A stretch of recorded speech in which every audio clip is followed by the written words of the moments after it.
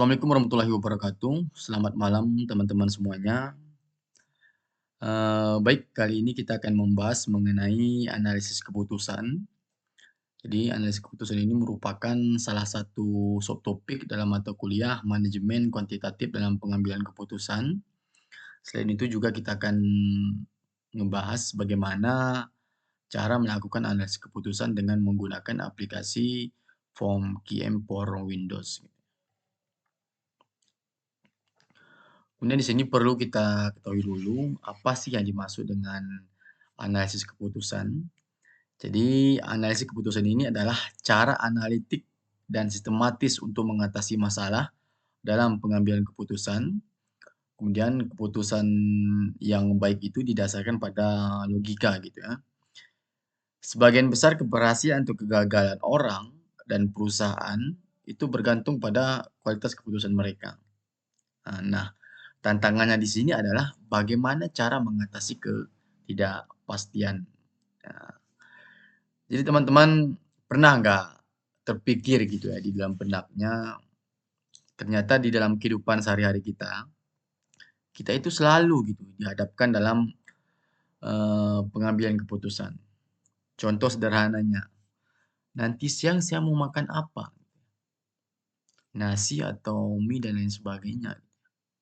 Atau saya mau minum apa? Atau saya mau pergi ke kampus itu saya menggunakan sepeda motor atau menggunakan bus gitu ya. Nah, ini adalah pilihan-pilihan gitu yang selalu dihadapkan kepada kita, akan disesuaikan dengan kebutuhan kita tentunya gitu dan kondisi yang ada saat ini. Begitu pula teman-teman dalam bisnis gitu ya. Jadi kita perlu melakukan analisis sebelum mengambil keputusan bisnis karena keputusan yang diambil itu akan mempengaruhi teman-teman keberhasilan ataupun kegagalan dalam bisnis tersebut. Nah, yang menjadi tantangannya di sini adalah bagaimana cara mengatasi ketidakpastian.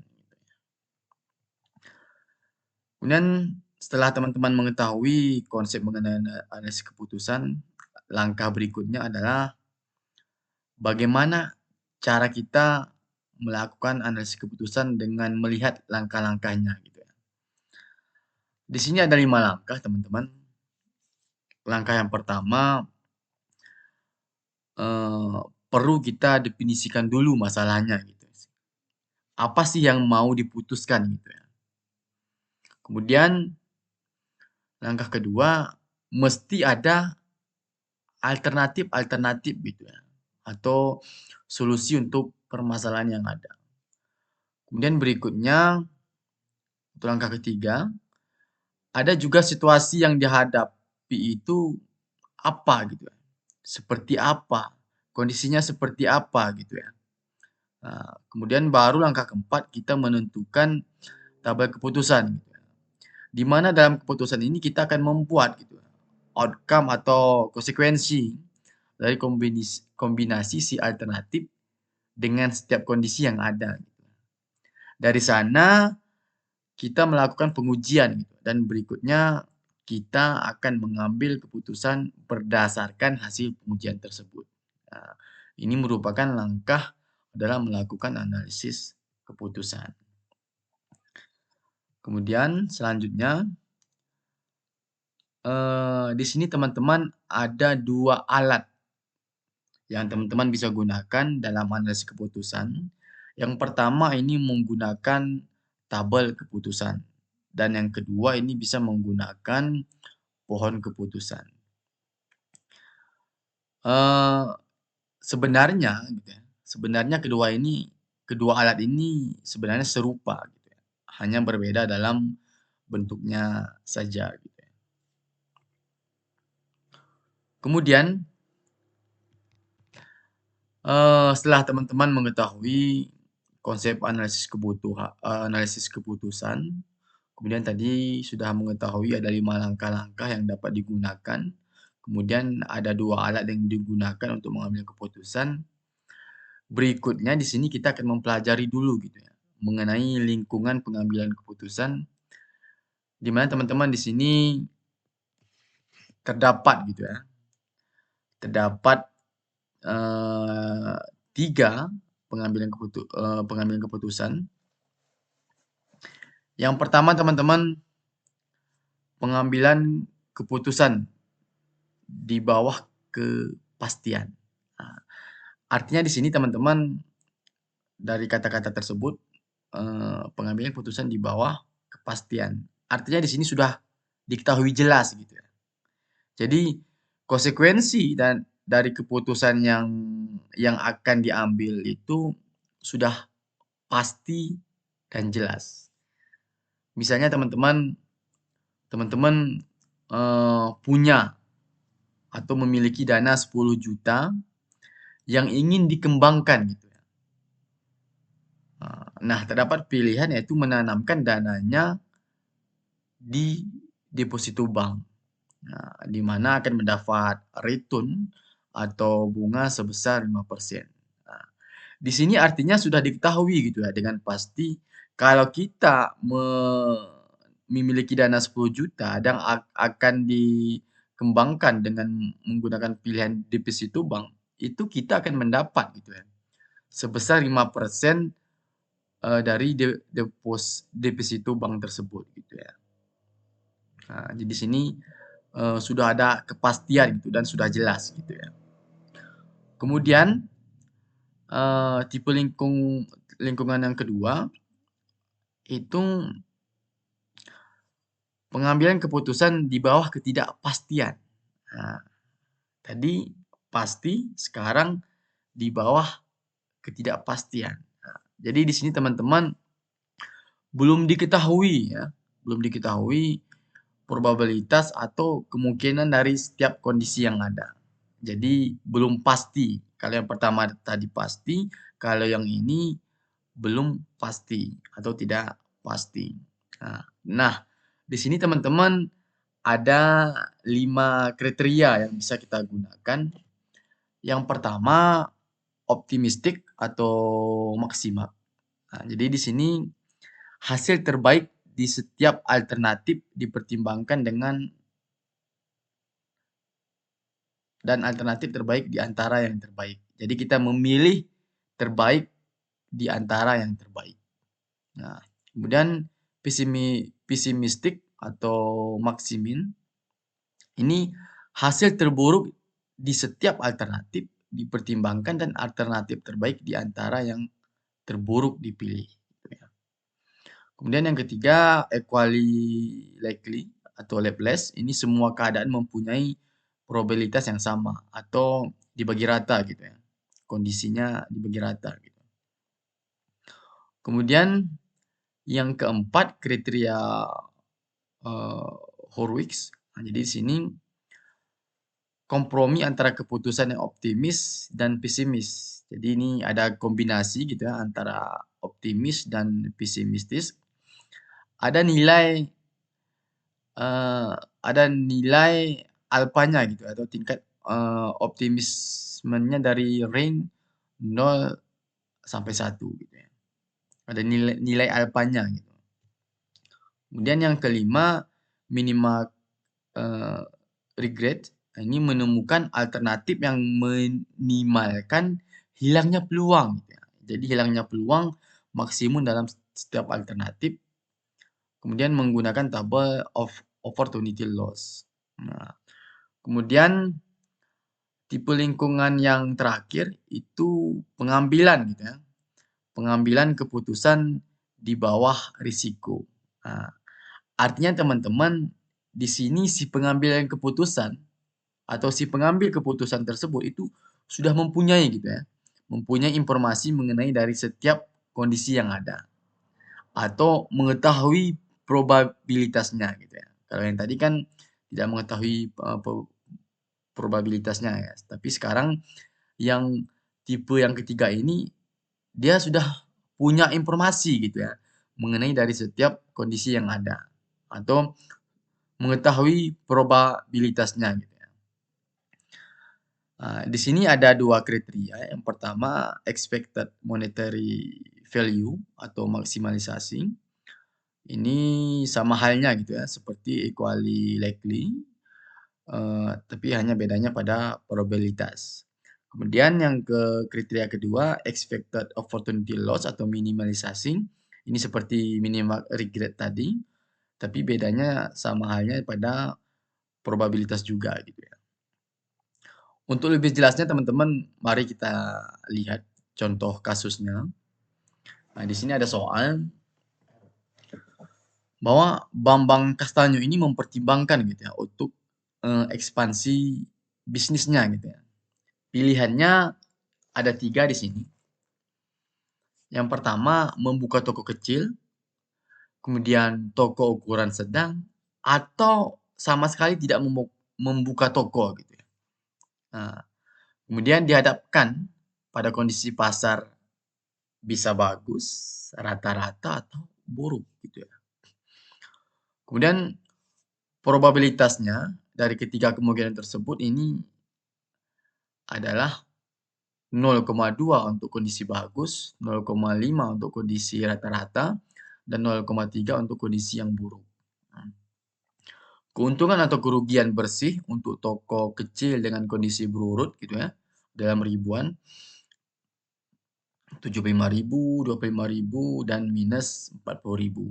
Sedangkan untuk toko sedang dengan kondisi berurut juga dalam bentuk ribuan, 100.000, 35.000, dan minus 60.000. Nah, membangun tanpa toko sama sekali tidak menghasilkan kerugian atau tidak ada keuntungan gitu ya. Jadi ada 3 kondisi pasar di sini, kemudian 3 alternatif, eee, eks ekspansi bisnisnya juga gitu ya. Coba kita lihat kalau dari soal tersebut, kita rangkum ke bentuk tabelnya seperti ini teman-teman ya. Jadi di sini ada kondisi atau situasi, jadi ada pasar baik, pasar rata-rata, pasar buruk.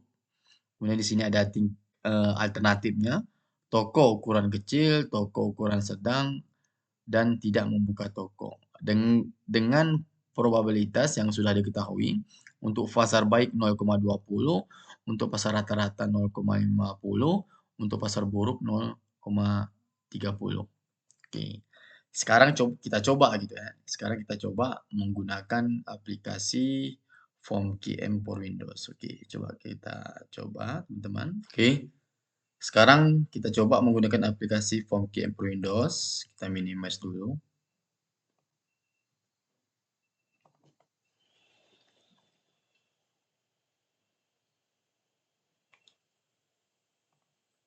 Oke, klik aplikasinya. Ini sekarang sudah terbuka. Ini tampilan KM for Windows-nya. Langkah pertama teman-teman kita klik modul. Kemudian kita pilih Education Analyze. Kemudian kita pilih File. Klik New Education Table. Kemudian untuk title atau judul ini sebenarnya bisa kita abaikan, tapi kita buat saja gitu ya. Tabel kombinasi. Kemudian untuk number of location-nya ini adalah alternatif tadi gitu ya. Dengan membuka toko kecil, sedang, sama, atau tidak sama sekali gitu. Ada 3. Kemudian number of network state tadi ini ada kondisi. Tadi juga ada 3. Pasar baik, pasar rata-rata, sama pasar buruk. Dan objektifnya pilih profit, kemudian klik OK. Oke.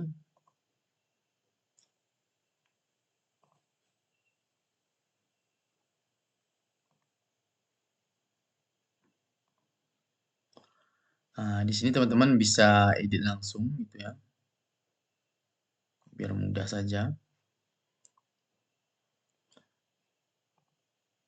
Untuk education tinggal klik 2 kali gitu ya. Klik 2 kali. Toko ukuran kecil. Kemudian toko ukuran sedang.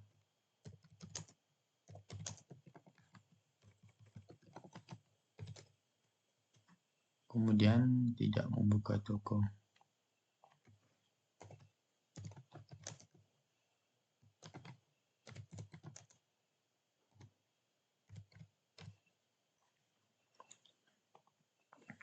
Kemudian untuk pasar baik.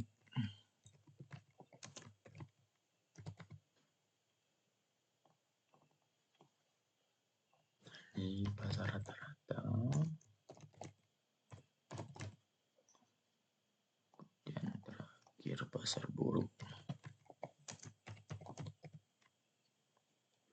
Oke.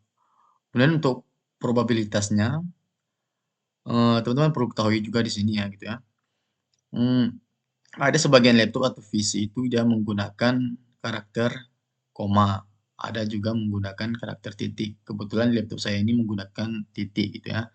Jadi di sini misalnya di pasar baik itu 0,20. Jadi nggak usah diketik nolnya, langsung titik 20.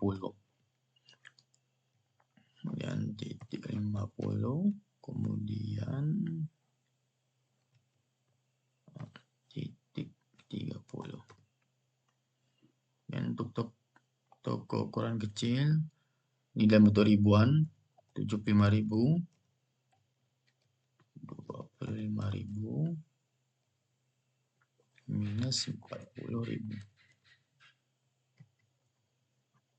100.000,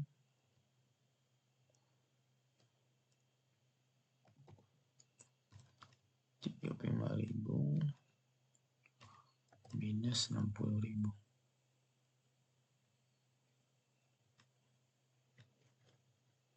Kemudian 0, 0, 0.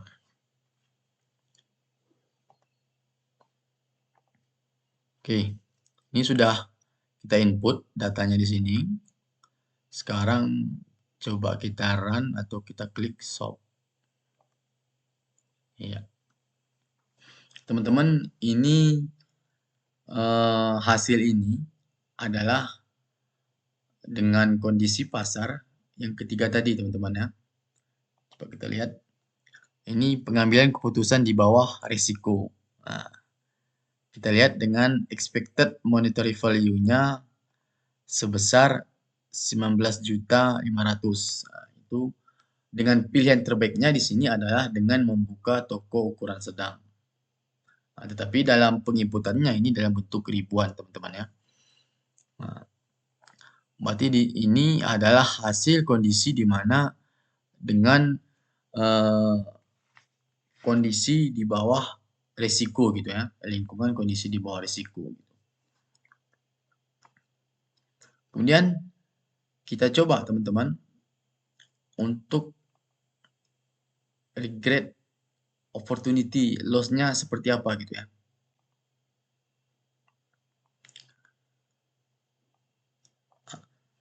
Teman-teman perlu teman-teman ketahui bahwa kalau untuk melihat opportunity loss-nya itu kita lihat nilai yang paling kecil di expected regret-nya berapa gitu ya. Jadi di sini pilihan yang terbaiknya adalah dengan membuka toko ukuran sedang dengan nilai 18 juta. Nah, berarti ini kondisi dengan pasar kalau regret tadi di bawah ketidakpastian gitu ya, di bawah ketidakpastian. Nah, sekarang coba kita lihat atau kita ini teman-teman, kita menggunakan kriteria equally likely atau semua keadaan mempunyai probabilitas yang sama. Caranya teman-teman,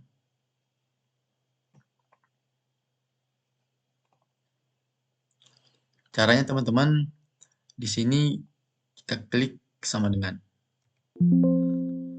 itu langsung dengan probabilitas yang sama rata gitu ya. Jadi kita semua keadaan mempunyai probabilitas yang sama atau dibagi rata. Nah, kemudian kita run. Kenapa tidak ini nih? Oke. Mungkin dengan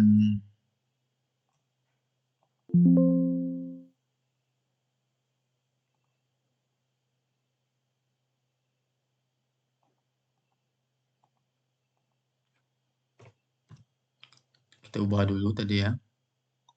Soalnya di karakter saya ini, di laptop ini, titik.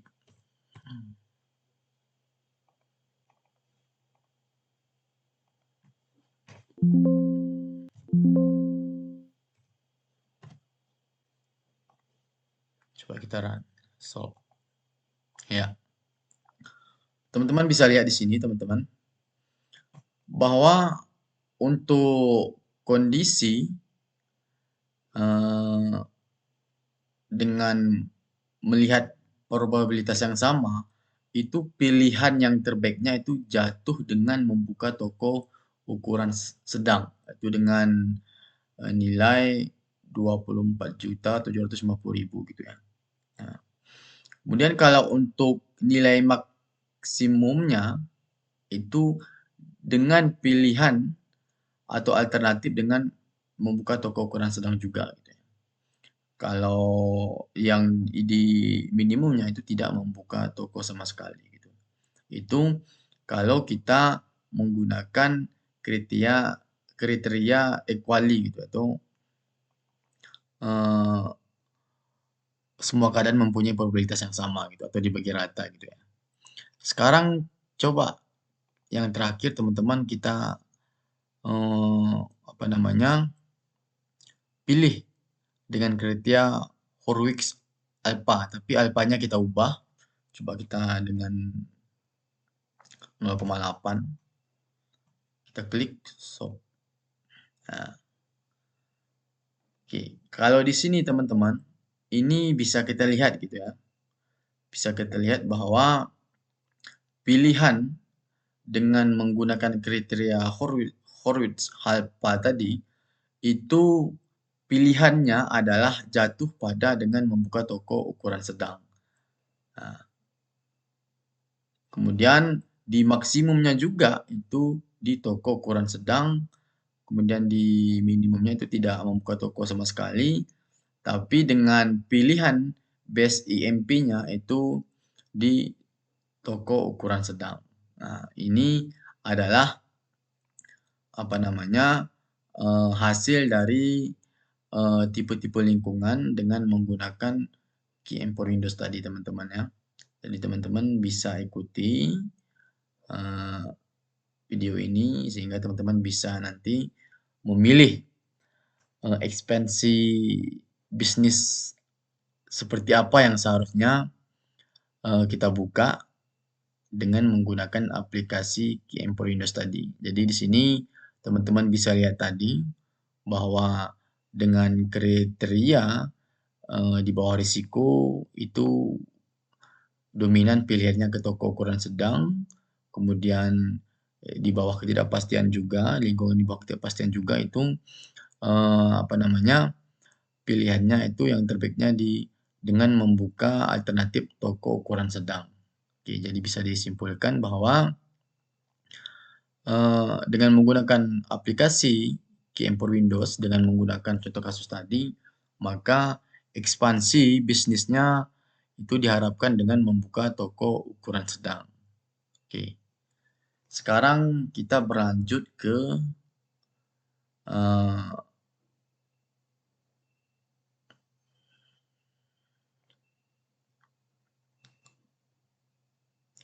oke. Sekarang teman-teman, setelah kita mengetahui hasil dari dengan menggunakan alat analisis ini.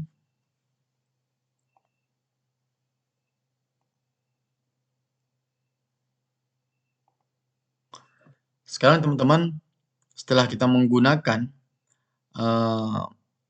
aplikasi KM for Windows dengan menggunakan tabel keputusan, ini pilihannya itu jatuh pada toko ukuran sedang. Sekarang kita coba dengan menggunakan alat yang kedua yaitu dengan pohon keputusan. Oke, teman-teman.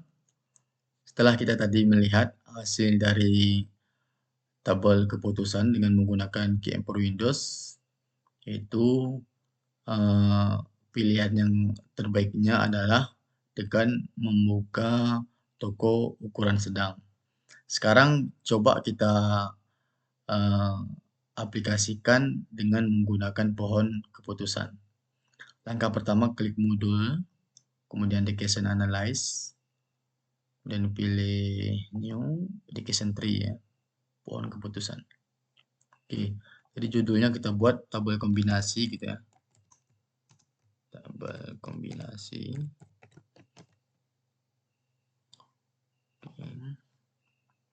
Oke. Di sini teman-teman untuk slide note-nya tetap satu karena kita akan membuat satu tabel keputusan. Kemudian untuk action-nya, number of branch-nya ini di sini kita klik 3. Kemudian kita add. Karena di sini ada 3 alternatif tadi gitu ya. Nah, kemudian dari 3 alternatif ini, tadi kita memiliki 3 kondisi juga. Kita klik di sini, kemudian kita klik add. Kemudian yang kita klik di 3-nya, kita klik add. Dan kita klik di 4-nya, kita klik add. Oke. Jadi di sini teman-teman untuk membaca pohon keputusan di sini, ini ada 3 alternatif. Tadi membuka toko ukuran kecil, membuka toko ukuran sedang, dan tidak membuka toko. Kemudian dari sini ada 3 kondisi. Ada kondisi pasar baik, pasar rata-rata, sama pasar buruk. Begitu juga selanjutnya gitu ya. Kemudian di sini kita perlu, supaya lebih memudahkan, kita perlu edit. Nah, cara mengeditnya, untuk edition 1 kita klik yang di bulatan 2 ini, bukan kotak ya, tapi bulatan, klik, nah muncul name edition 1. Ini kita ubah membuka toko ukuran kecil. Buka toko ukuran kecil. Kemudian kita klik buka toko ukuran sedang.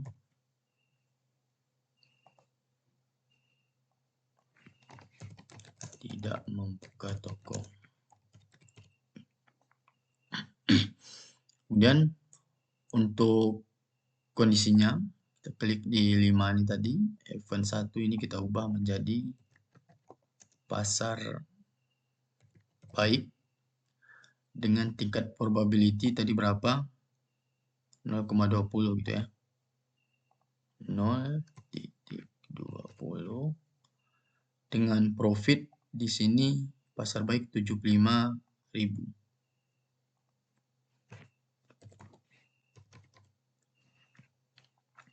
Kemudian untuk klik di 6, di kotak 6, kemudian edit dengan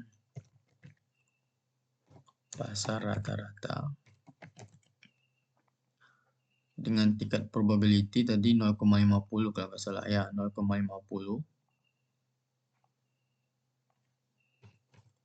0,50. Kemudian profitnya di sini 25.000.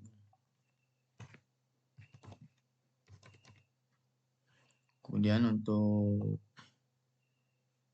yang ke kotak ke-7 atau event 3 ini kita edit menjadi pasar buruk. Pasar buruk 0,30 ya probabilitasnya. 0,30. Kemudian untuk profitnya minus 40.000. Oke. Kemudian untuk alternatif yang kedua, membuka toko ukuran sedang, kita edit juga. Kita klik di kotak 8. Kemudian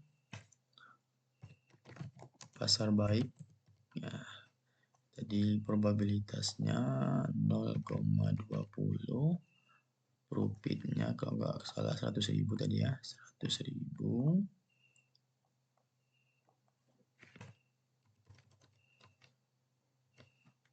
Oke. Kemudian untuk pasar rata-rata,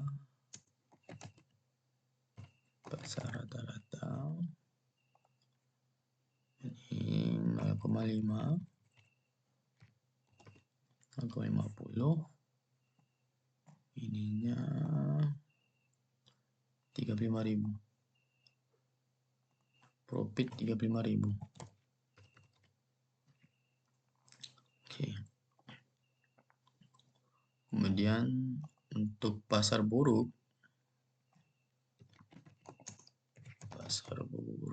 itu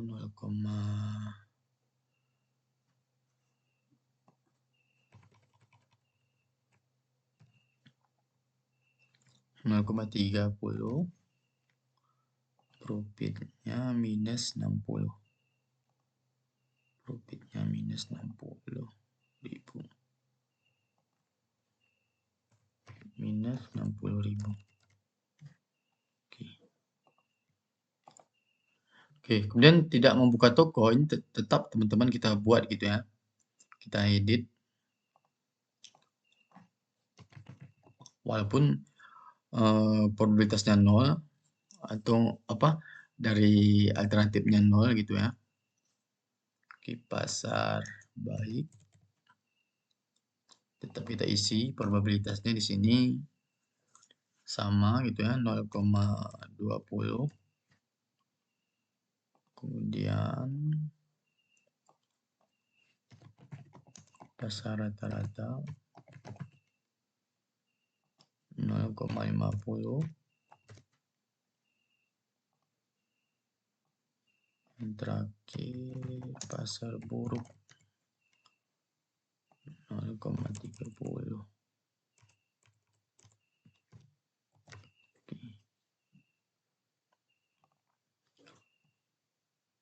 Oke, ini sudah jadi teman-teman untuk pohon keputusannya. Sekarang coba kita